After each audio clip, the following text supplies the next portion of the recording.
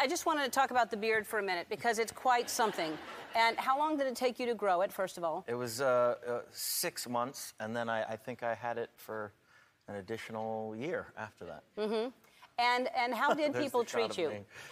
No, that's not what it was during the movie, right? That's cleaned up. No, that was it. Oh, really? Well, then it didn't look like that in the movie. Maybe it's because there was so much ice on it too, because it was always frozen. That was actually wax. I had a fantastic makeup artist in this movie who did all the stuff from the bear mauling, and there was wax that she dribbled all over my face every day. It was about a 4 to 5 hour makeup job every day with all the scars and. So again, it was just a joy. Yeah. The whole.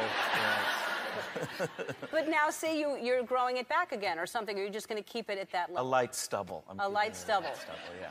Do you like wearing? I don't think I'll ever have a beard like that ever again, unless it's for a role. But yeah, it's hard to maintain. It's just stuff gets in there. You know, you're eating and then food falls in.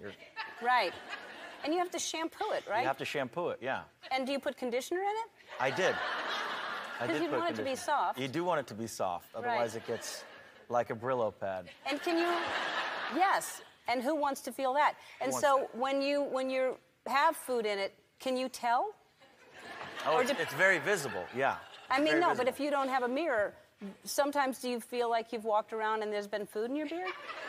Well, if you have good enough friends, they notify you if you have mustard on your beard or something like that. They let you know. All right. Just checking. So you've always been like a daredevil, but you've done, I think I've talked to you about, you swim with sharks, or you have. Yeah. And you jump out of an airplane. Yeah. On a regular basis, or will you? I only did that once. Will you do it again? When both parachutes don't open, you tend to not go repeat something like that. Yeah. What are you talking about? Well, then how'd you get down? I jumped out of the airplane, and then my first chute didn't open. They cut, it's tandem, so somebody's on your back. They cut that line. We started free falling towards Earth, and that's when you get the, 8x10 glossies of your whole life flashing before your eyes. And then the second one was tangled as well, and I saw my friends sort of popping off with their, their parachutes, and I'm still plummeting towards planet Earth. And then that was tangled for about a good, 20, 30 seconds. And then he untangled it. And then he told me, oh, you're probably going to break your legs now because we're going too fast. So it was one of the worst experiences of my life, and I'll never do it again. And did you break your legs? I did not break my legs. Wow, so he's whispering in your ear, or yelling in your ear. He was screaming. Screaming in your ear. You're going to break your legs. You're going to break your legs. What? I can't hear you! Wow, that's just horrible. So what's the scariest thing you've ever done?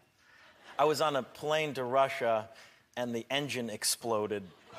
I was looking out the window, and the entire engine just turned into a fireball.